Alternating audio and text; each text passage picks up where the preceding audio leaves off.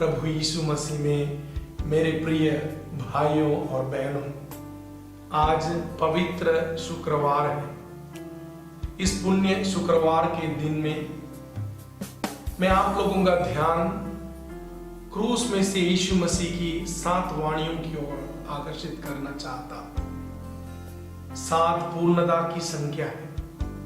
यीशु मसीह इन 7 वाणियों के द्वारा हमें बहुत कुछ सिखाना चाहते हैं। पहली वाणी क्षमा की वाणी है। हे पिता, इन्हें क्षमा कर, क्योंकि ये जानते नहीं कि क्या कर रहे हैं। प्रभु यीशु शायद उनको क्रूस में चढ़ाने वाले, उनकी मारपीट करने वाले, उनको पीड़ा देने वाले सैनिकों को सूचित करते हुए इस वाणी को कहा। लेकिन मेरे विचार में उन निष्ठुर सैनिकों से भी ज्यादा हम पापियों के बारे में यीशु ने इस वाणी को कहा। हे पिता, ये नहीं जानते ये क्या कर रहे हैं। अगर हम जान लेते, अगर हम जान जाते हमारे पापों का वेतन क्या होता और हमारे पाप हमें कहां तक पहुंचा सकता, उस नरक की यात्रा को हमें पहले से मालूम है, तो शायद हम पाप में नहीं करते। यीशु मसीह बताते हैं, ये नहीं जानते, इन्हें क्षमा कर। हमारे पिता परमेश्वर करुणावान है, वो हमें क्षमा करते हैं। लेकिन हमें भी उस क्षमा को सीखना है, उसका अभ्यास करना है। क्या हम दूसरों को इसलिए क्षमा देते हैं कि वे हमारे पास आए और माफी मांगे? बहुत सारे लोग बोलते हैं, उसने मुझसे माफी मांगा इसलिए मैं उन्हें क्षमा कर दी। लेकिन यीशु मसीह का मनोभाव हमें भी अपनाना है। शायद वे नहीं जानते वे क्या कर रहे हैं। अपने गुनाहों का जो भार है वो लोग नहीं समझते। मेरे प्रिय भाइयों और बहनों, इस क्षमा की वाणी से हम क्षमा को अपनाएं और परमेश्वर की क्षमा को स्वीकार करें। दूसरी वाणी उद्धार की वाणी है, मुक्ति की वाणी है। आज तू मेरे साथ स्वर्गलोक में होगा। यीशु मसीह के दाहिनी ओर जो चोर था, जो क्रूस पर चढ़ाया गया था, उस चोर को प्रभु यीशु मसीह बताते हैं, आज ही तू मेरे साथ स्वर्गलोक में होगा। दुनिया की सबसे बड़ी चोरी कौन सा है पूछने से मैं बताऊंगा कि जो यीशु मसीह के दाहिनी तरफ जो चोर क्रूस पर चढ़ाया गया था, उसी ने सबसे बड़ी चोरी की। उसने स्वर्ग राज्य की चोरी की। ये एक प्रकार से चोरी नहीं था। यीशु मसीह उसे स्वर्ग राज्य प्रदान किया। क्यों प्रदान किया? क्योंकि उसने मन फिराव किया। उसने यीशु मसीह के सामने दया मांगा और स्वर्ग में प्रवेश के लिए अनुमति मांगा। आज ही तुम मेरे साथ स्वर्ग राज्य में हो। आज इस वाणी को सुनने वाले मेरे प्रिय भाई और बहनों, क्या आज आप यीशु मसीह के साथ स्वर्ग में होंगे? नहीं तो अब समय है, आज समय है। यीशु मसीह से मिलो, यीशु मसीह से सीखो, यीशु मसीह से मांगो और यीशु मसीह तुम्हें वह स्वर्गीय मुकुट प्रदान करेगा। तीसरी वाणी रिश्ते की वाणी है। क्रूस के नीचे खड़ी माता मरियम को और अपने प्रिय शिष्य को देखकर यीशु मसीह कहते हैं, माता से कहते हैं, यह तुम्हारा बेटा है। यूहन्ना से कहते हैं, ये तुम्हारी माता है। क्रूस के ऊपर घोर यंत्रणा सहने वाला, पीड़ा सहने वाला, दर्द से कराहने वाला एक मनुष्य, एक इंसान अपने लोगों के बारे में सोचते हैं, नीचे की ओर देखते हैं, अपने प्रिय माता को, अपने प्रिय चेले को देखकर बताते हैं, मैं तुमको एक दूसरे को समर्पित करता हूं। अपने दुख दर्दों में भी, अपने परेशानियों में भी दूसरों में ख्याल करने वाले, प्यार करने वाले ही सच्चे प्यार करते हैं। यीशु मसीह हमें रिश्ते का, मानवता का पाठ पढ़ाते हैं, गहरे प्यार का पाठ पढ़ाते हैं। चौथी वाणी प्रार्थना की वाणी है।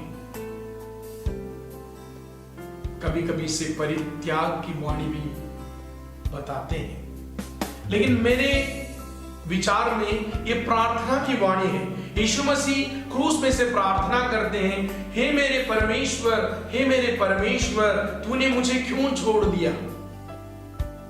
असहनीय पीड़ा से यीशु मसीह सचमुच प्रार्थना करते हैं। ये जो वाक्य है भजन संहिता 22 अध्याय का है। स्तोत्र ग्रंथ 22वां अध्याय का पहला वाक्य है, हे मेरे परमेश्वर, हे मेरे परमेश्वर, तूने मुझे क्यों छोड़ दिया।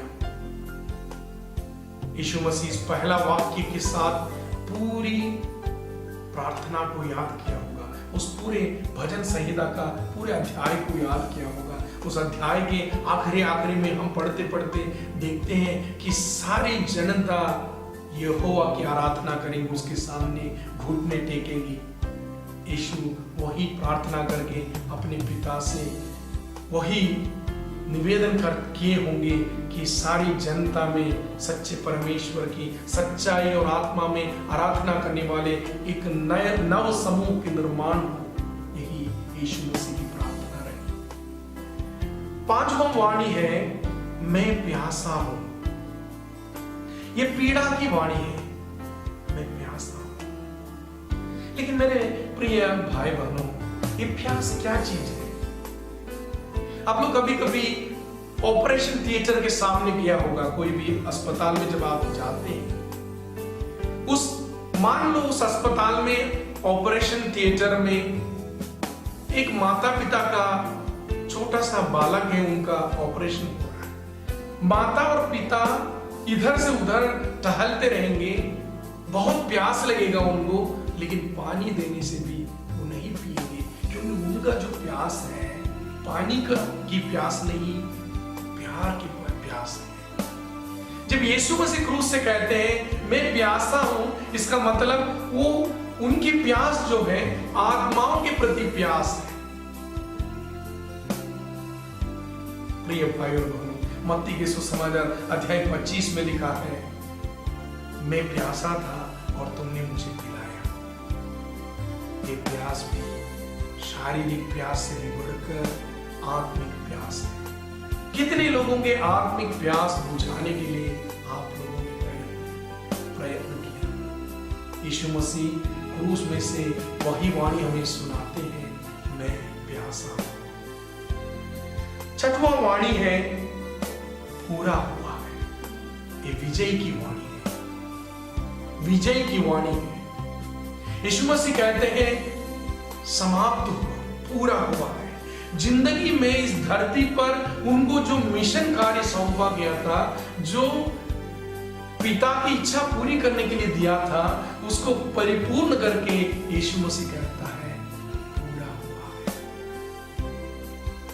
मेरे प्रिय भाई और बहनों, हमें से हर एक को भी एक एक दायित्व दिया गया है, एक एक जिम्मेदारी हमारे ऊपर भी सौंपी गई है। हमें कभी भी परमेश्वर बुला सकते हैं, कभी भी। क्या उस समय यीशु मसीह के समान हम भी बोल सकेंगे पूरा हुआ है?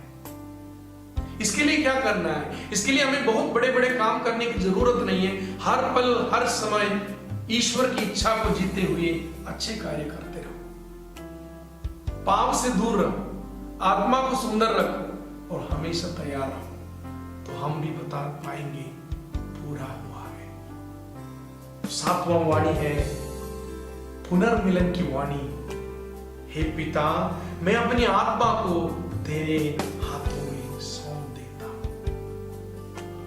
प्रिय भाई और बहनों, ये पुनर्मिलन की वाणी है। मतलब ईश्वर पर यीशु मसीह संपूर्ण भरोसा को जताते हैं, संपूर्ण आसरा को बताते हैं। सुख में, दुख में, हर घड़ी, हर परिस्थिति में, जिंदा रहते समय, मृत्यु पाने पर, सब खुद परमेश्वर के हाथों में जब हम छोड़ेंगे, हम ये संपूर्ण विश्वास कर सकते हैं कि हम उनके हाथों में सुरक्षित रहेंगे। परमेश्वर के हाथों में हम हमेशा सुरक्षित रहेंगे।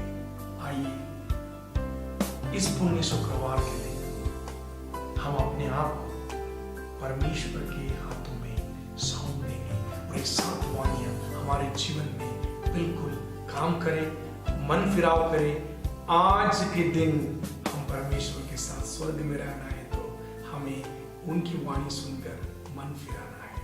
परमेश्वर आपको आशीष दे। जय यीशु।